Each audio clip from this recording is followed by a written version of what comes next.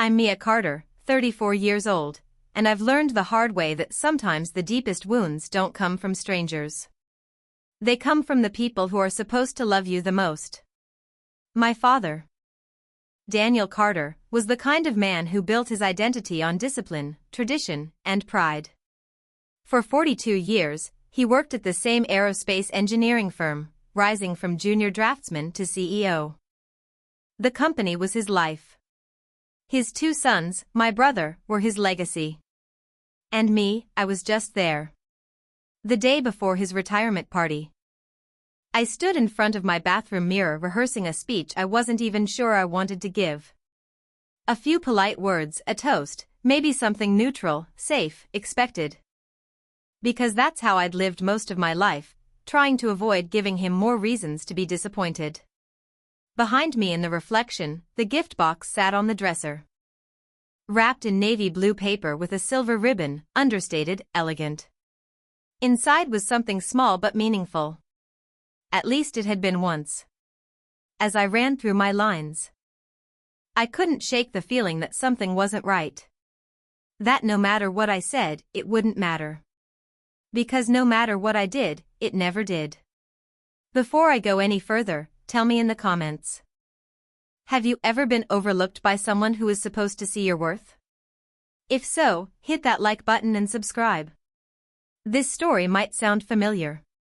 And maybe, just maybe, it will help you see things differently, too.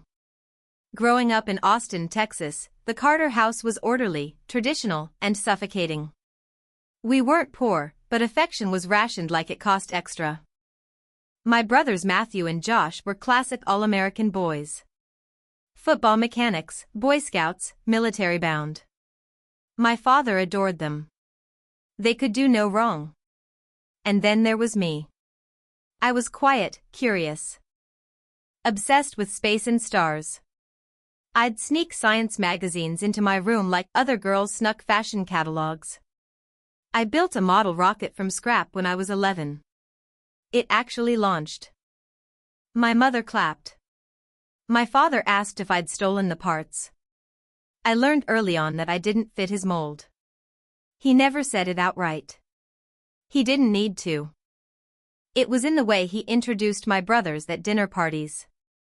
This is Matt, just promoted to captain, and Josh runs our advanced testing team now.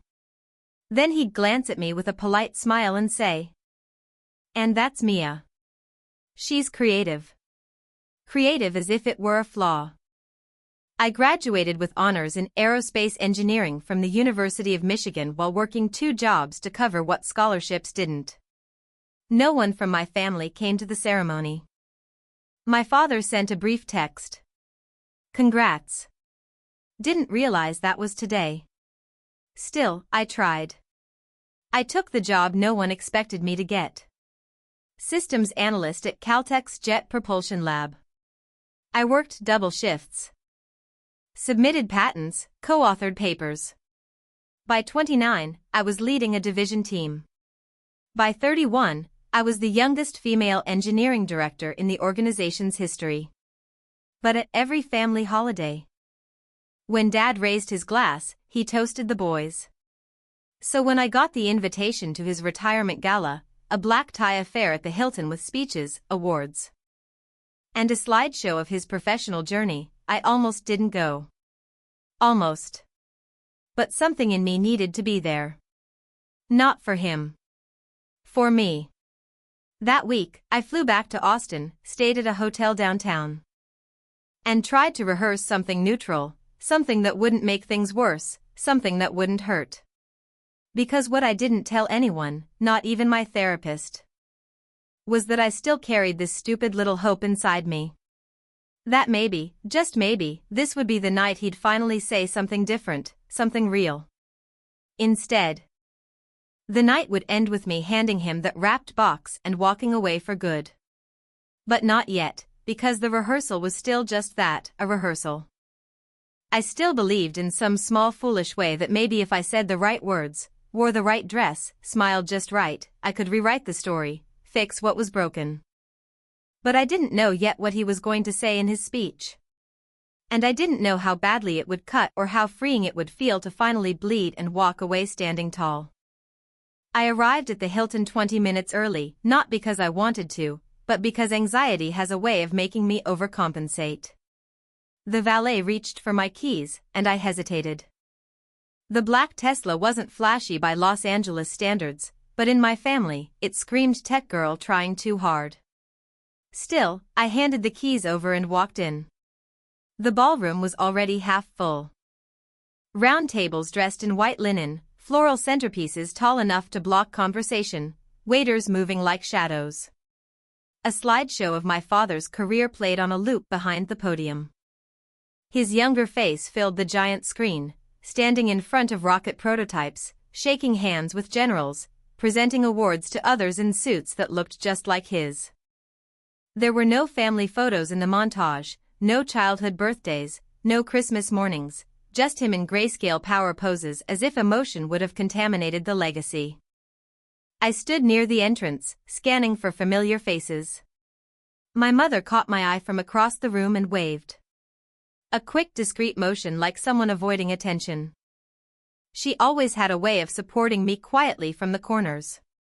"Look who finally made it," came a voice behind me. Matthew. He looked like a politician in training. Tailored suit, perfect teeth. Fake tan. Josh followed close behind, giving me a brief nod as he adjusted his tie. "Mia," Matthew said, pulling me into a hug that felt like a business transaction. "Still working with NASA or SpaceX or whatever it is?" "Still at JPL," I answered, my voice neutral. "Right, the telescope place," Josh added. "Dad always says that's more science club than real engineering." I smiled tight and rehearsed. "Well, we did help land a rover on Mars, so I guess we're doing something right." They laughed, not unkindly, just dismissively, and moved on to greet another cluster of guests. And just like that, I was back in high school, invisible. The girl with the wrong kind of ambition, the wrong kind of dreams. A waiter passed with champagne. I took one. Across the room, I spotted my father, tall, composed in a deep navy suit. He stood flanked by executives and former colleagues, his laugh booming. His hand gestures exaggerated, the retired king holding court. I waited for him to look my way. He didn't, but he looked at my brothers, clapped a hand on Josh's shoulder, gestured proudly. He looked at my mother, and even gave her a rare kiss on the cheek. And when the event organizer asked everyone to take their seats, he didn't notice I was still standing at the edge of the room. Quietly, deciding whether I should have come at all. Just as I turned to leave, I felt a gentle tug on my arm. "Mia." My mother's voice was soft, but firm.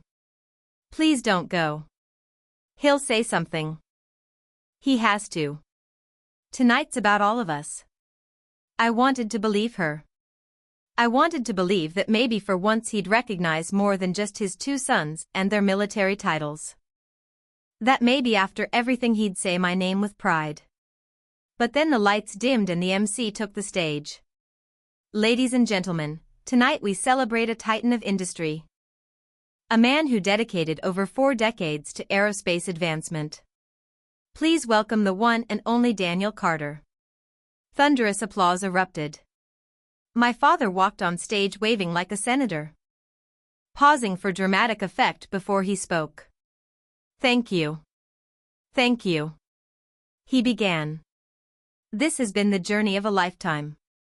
And I wouldn't be standing here without the support of my incredible family." I sat up straighter. He smiled. "My sons, Matthew and Josh, have always made me proud. Both of them followed in my footsteps. Both chose to serve, lead, build. Everything I achieved, I owe to them. They represent the Carter name with strength and honor." Applause. People actually stood and clapped. Then his tone changed, soft, almost nostalgic. "Not every child has what it takes. And that's okay. Not everyone is cut from the same cloth. Some wonder." He didn't say my name, but he didn't have to. I felt the blood drain from my face. The words landed with a cold finality that only public humiliation can deliver. My daughter never had what it takes. That's what everyone heard, or at least what they took from it. And when the laughter came, small, polite, but sharp, it cut deeper than any silence ever could. I stood. Every eye turned to me. I walked up slowly, not to the stage, but to the edge of it. I held the small navy-wrapped box in both hands. My voice didn't shake. "From your biggest failure," I said calmly, handing him the gift. "Enjoy your retirement." And I turned. Heels clicking across polished marble. Not a single part of me rushing or running or shrinking. I didn't look back. I didn't drive home immediately after leaving the ballroom. Instead, I parked in a quiet corner of the hotel garage. Engine off, hands frozen on the steering wheel. My chest was tight, but not with panic. Not anymore. What I felt was something slower, colder. Like standing outside in a snowstorm you saw coming for years and only now decided to walk into. On my passenger seat, my evening clutch buzzed. A text from Mom. Another from Sophia. My closest friend from college who'd begged me not to attend the retirement party in the first place. And then another one. What was in the box? That one was from Josh. I didn't answer. I didn't even open the messages because I already knew that the moment was unfolding inside that ballroom, the one I had walked out of, and the one I still hadn't entirely left behind. I knew my father wouldn't open the box immediately. Not in front of the crowd. He was too composed for that, too concerned with optics. But the curiosity would eventually win. Because if there's one thing Daniel Carter hated more than weakness, it was not being in control. It would take him less than 10 minutes. The box was small. Inside it was a single framed photograph. One he had probably forgotten existed, a print I'd kept in a worn folder at the bottom of my closet for over 20 years. It was a photo of the two of us taken when I was 12. We were at a local science fair.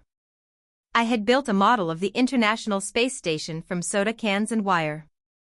He hadn't wanted to come. Mom practically dragged him there. I remembered how stiff he looked in the crowd. Arms crossed, eyes scanning the room like it was a waste of time. But something had shifted that day because I won. First place district-wide. And for 5 whole minutes, he'd looked proud. Someone had snapped the picture at just the right moment. Me holding my blue ribbon, him with his hand on my shoulder, smiling. A real smile. Not the clipped, forced one he used in corporate photos. That moment was the last time I ever remember him looking at me like I wasn't a mistake. I'd kept the photo. Waiting for the right time to give it back to him. Not as a trophy, not as a weapon, but as a reminder of what he'd chosen to forget. Beneath the frame, I had placed a note. In simple handwriting. It read, "This was the last time you looked at me like I mattered. I spent 20 years chasing that version of you. I'm done now." He'd open that box and see himself. Not the version he polished for his legacy reel, but the one who could have been a father. The one who, even if just for 5 minutes, was back in the car. I didn't cry. I thought I would. But instead, I felt something else. A strange kind of quiet. It's hard to explain. It's what happens when you finally stop climbing a mountain that was never going to lead anywhere. When you realize the peak you've been aiming for was just a painted wall. Beautiful from a distance. Hollow up close. I pulled out my phone, not to respond, but to check social media. Sure enough, someone had already posted a video clip from the speech. You couldn't hear what I said as I walked to the stage. The audio cut out, but you could see the way I handed him the box.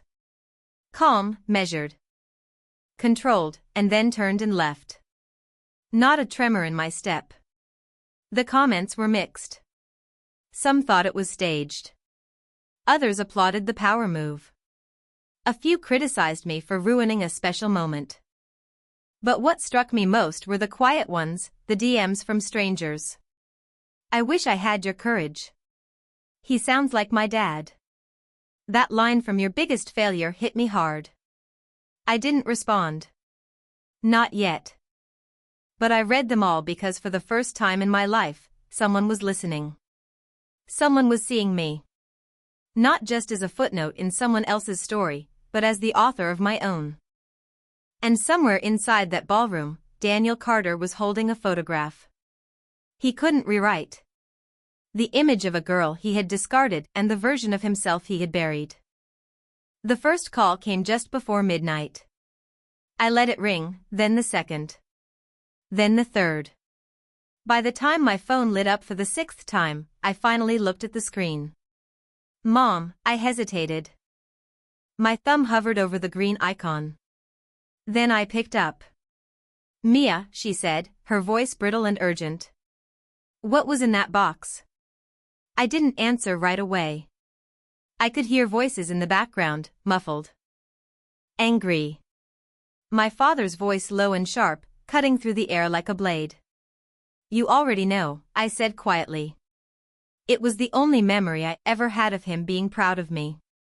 She didn't speak at first. Then you blindsided him. I nearly laughed. No, Mom. He's been blindsiding me for 30 years. A long silence passed. Finally, she whispered. He didn't mean to hurt you, Mia. He doesn't know how to show things. He was raised to believe emotions are weakness. I wasn't asking for tears, I said, my voice flat. Just acknowledgement. And after tonight, I'm done asking. I hung up before she could reply. Because the truth was I didn't trust what would come next, her apology or her excuse. Maybe both. The next morning, I turned off my phone and spent hours walking aimlessly through downtown Austin. It felt surreal. Watching people sip lattes and jog with headphones while the emotional equivalent of a bomb had gone off inside my life. By noon, I turned it back on. 38 unread messages. I skipped the ones from Matthew and Josh. I already knew what they'd say. Defend Dad. Accuse me of ruining the night. Accuse me of being dramatic, selfish, cold. But one message stood out from Dad. Just 2 words. We need to talk. I stared at it for a long time. There was no anger in those words, no apology either. Just 5 syllables that felt like a summons.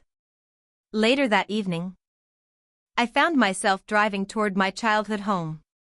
Not out of obligation, but out of something harder to define. Closure, maybe, or curiosity. The house looked the same. Red brick, perfect lawn. The porch light always left on, like nothing ever changed, even when everything had. I let myself in with the old key. Inside, it smelled like lemon polish and nostalgia. I found him in the den alone, sitting in his armchair holding the photo frame. He didn't look up when I entered. For a full minute, we sat in silence. Then, without looking at me, he said, I don't remember that day. Of course you don't, I said.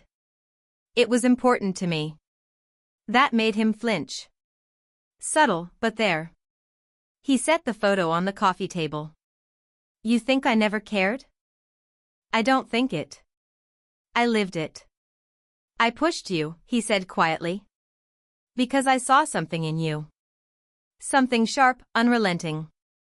No, I corrected. You pushed me away. There's a difference. Finally. He looked at me. I didn't know how to handle you. You weren't like the boys. You didn't seek approval. You challenged it. You challenged me. I folded my arms, and that made me less worthy of respect. He hesitated, like the answer was complicated, but he didn't know how to say it out loud. You reminded me of your grandfather, he finally said. The way you questioned everything. The way you hated tradition. He never approved of me either. There it was. The lineage of resentment passed down like an heirloom. I sank into the edge of the sofa, suddenly exhausted. So, I spent my life being punished for something that had nothing to do with me. You were never a failure, Mia, he said. I just didn't know how to raise a daughter like you. You didn't try. I replied. You just ignored me until I gave up trying to be seen. He looked at me again. Really looked. This time I saw you.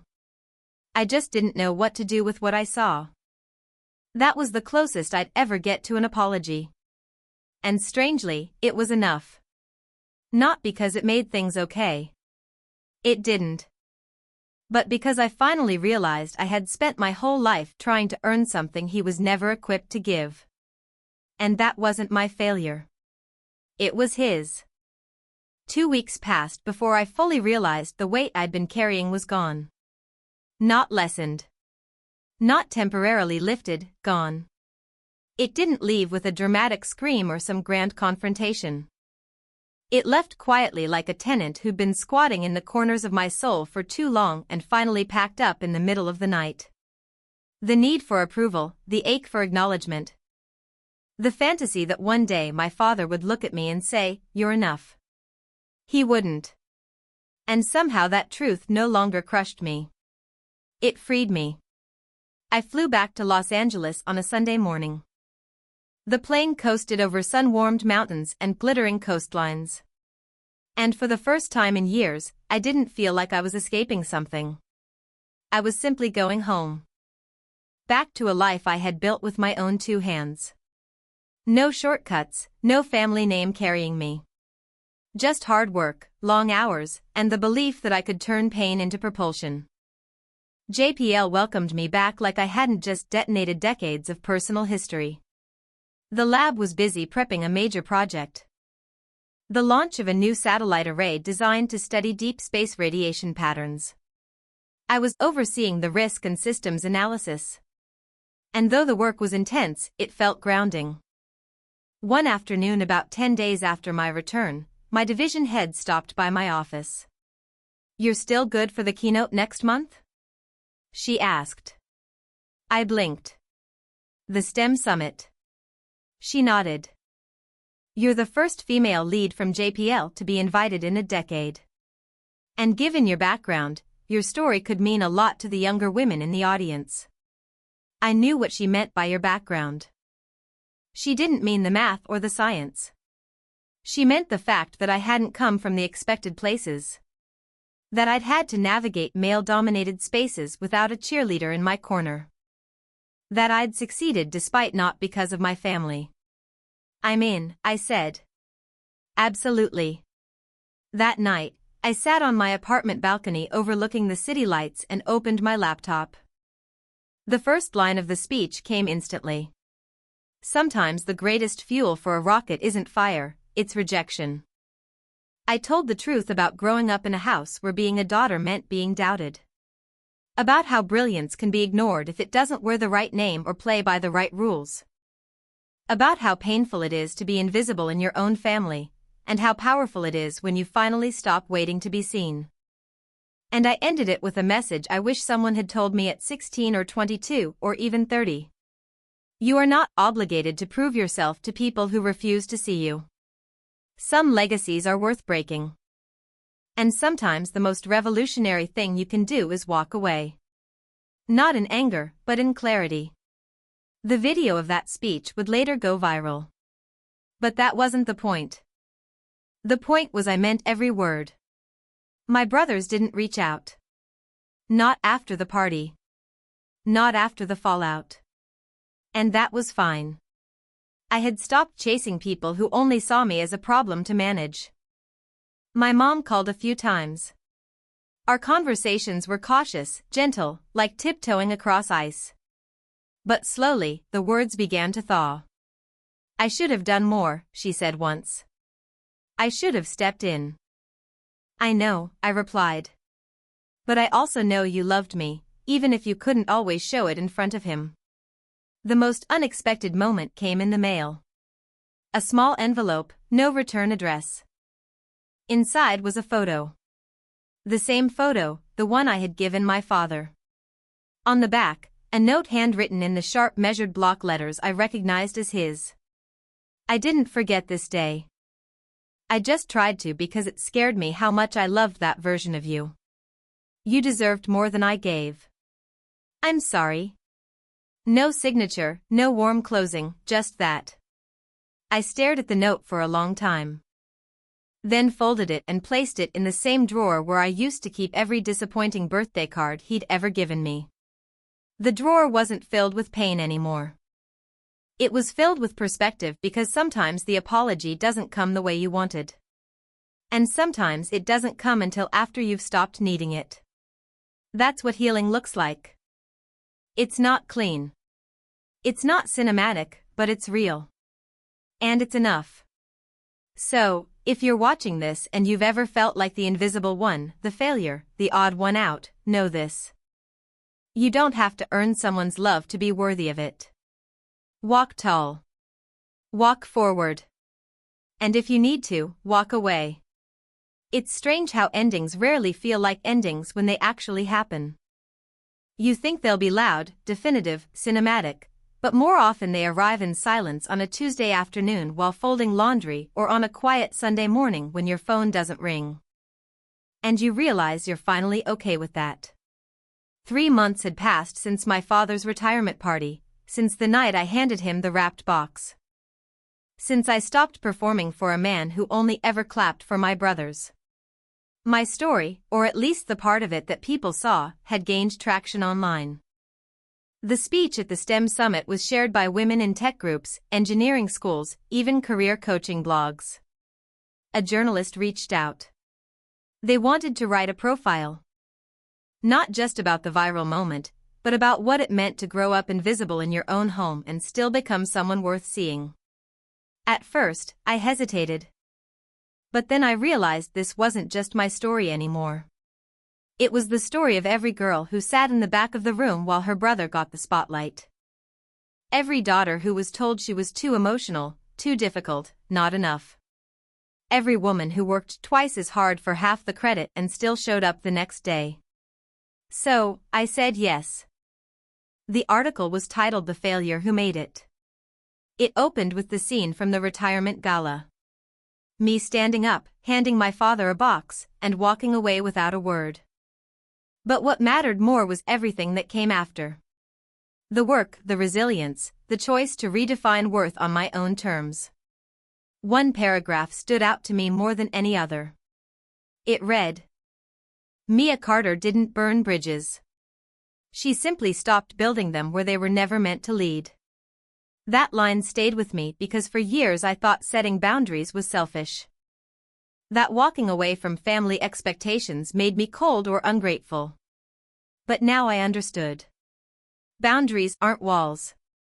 They're doors. They show you what to let in and what to walk away from. Not long after the article ran, I got a message from a name I didn't recognize at first. Elena Carter, my cousin, my father's sister's daughter. We hadn't spoken in years, barely even knew each other. Her message read, I read your story. It made me cry. You probably don't know this, but my dad treated me the same way. Always said boys were the future. Girls were a decoration. I wish I'd had the courage to do what you did. Thank you for showing me it's not too late to rewrite the story. I responded with a single line. It's never too late to stop shrinking. That's the part nobody tells you. You don't heal all at once. It's not a light switch. It's a dimmer. Some days are bright. Some are shadowed. But the light builds bit by bit. I still hadn't spoken to my father since his note. The one he'd sent anonymously with the photo I'd given him. It hadn't said I love you. It hadn't asked to meet. But in its own broken way. It had said, I see it now. And honestly, that was enough because I no longer needed him to say the right words. I had stopped waiting for his permission to feel worthy. I had learned to speak those words to myself. I love who I've become. I love the girl who kept showing up even when no one clapped. The woman who stopped asking to be chosen and started choosing herself. The next time I visited Austin, it wasn't to see my parents. It was for a panel at the local university. Girls in engineering. First-generation college students, dreamers with scraped knees and brilliant minds. I told them the truth. That sometimes your biggest obstacle wears your last name. That proving people wrong isn't nearly as powerful as proving yourself right. And that no matter where you start or who ignores you, you are never a failure for being different. You are only a failure if you stop showing up for yourself. Afterward, a girl no older than 19 walked up to me and asked, "How did you know when it was time to stop trying to win his approval?" I smiled. "I didn't," I said. "I just woke up one day and realized I already had mine."